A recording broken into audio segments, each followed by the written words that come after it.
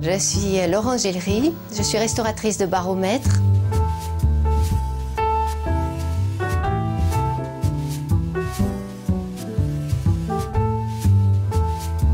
Je restaure exclusivement des baromètres à mercure et je m'occupe que de ces mécanismes-là qui sont des mécanismes anciens, qui se sont arrêtés à peu près au milieu du 19e siècle.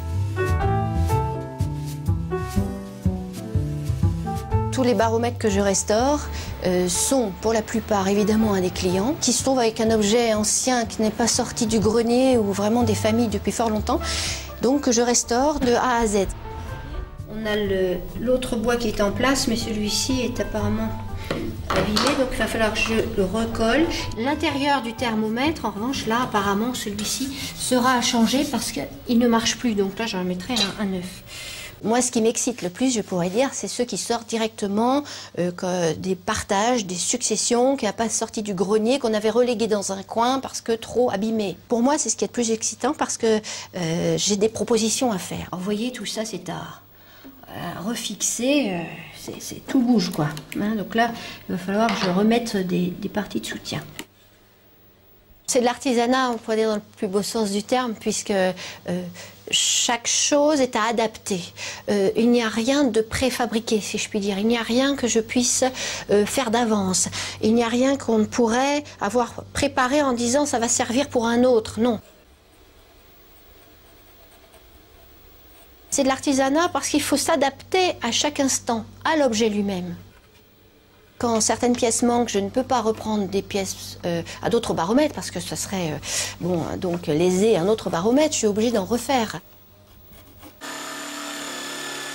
Pour tous les éléments décoratifs, je refais en tilleul, en sculpture, comme à l'époque, les pièces manquantes.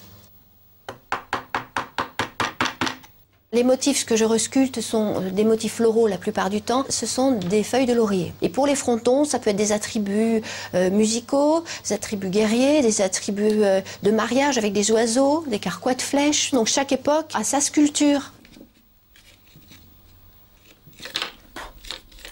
Il faut mettre de l'enduit sur le bois parce qu'on verrait, si on posait la feuille d'or directement sur le bois, les fibres du bois, la rugosité du bois. Ça serait trop un objet brut. On a besoin d'oublier le bois. Après l'enduit, je ponce pour le rendre très très lisse, aussi lisse que possible.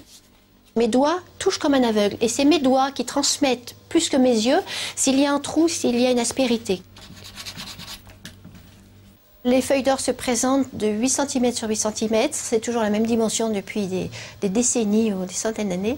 Et ça fait 1/10 millième de millimètre, donc c'est pratiquement une feuille transparente à la lumière. Donc si vous voulez, c'est un peu le domaine de l'illusion. On a l'impression d'un or massif, mais bon, ça a une grande finesse.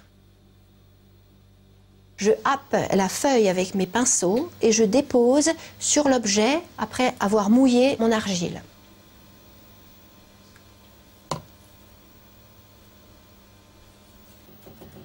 Patiner, c'est vieillir l'objet par des couleurs, donc en général dans les teintes sombres, dans les teintes marron, avec des aquarelles, pour lui rendre l'accumulation des poussières que les années auraient pu mettre dessus.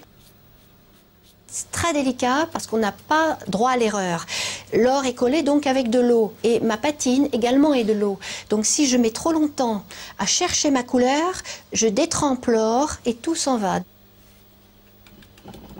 Le système consiste à avoir un tube de verre rempli de mercure sur lequel flotte un petit flotteur qui est relié à un fil enroulé autour d'une poulie et selon que le mercure monte ou descend, fait tourner cette poulie qui est reliée à une aiguille. C'est un objet décoratif qui allie aussi le côté scientifique. Donc de face, nous avons l'aiguille, c'est tout ce qu'on voit du mécanisme. Et à l'arrière, vous avez ce mouvement de haut et bas selon que la pression monte ou baisse. Ce qu'indique l'aiguille du baromètre n'est pas en relation directe avec la couleur du ciel. C'est-à-dire qu'il y a toujours un décalage de 48 heures, donc sur ce qui va venir. Si le ciel est bleu à Paris aujourd'hui et qu'il indique pluie ou vent, certains commencent à s'énerver et je leur dis non, attendez, c'est une variation à longue échelle. Ce modèle-là, c'est un modèle Louis XVI. bien réglé, ça peut marcher vraiment sans problème pendant des décennies et des décennies. Ça paraît un petit côté désuet, mais tout le monde s'amuse avec ça, les clients sont ravis. Cette variation de l'aiguille, c'est captivant.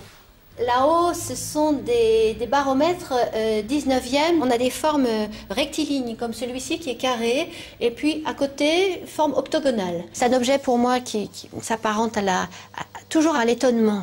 Ça m'excite toujours un petit peu parce que les formes, bien que parfois semblables ou s'approchant d'autres, ne sont jamais les mêmes. J'ai appris avec mon père qui m'a formée. C'était déjà une de ses spécialités que j'ai repris en m'installant évidemment il y a 20 ans. Et bon, maintenant j'en fais, je dois dire, beaucoup plus que lui n'en faisait encore. Mon quotidien, c'est des baromètres autour de moi, des baromètres dans la boutique à vendre, des baromètres qu'on m'apporte. Oui, je vis dedans. Pour moi, c'est ma passion, évidemment.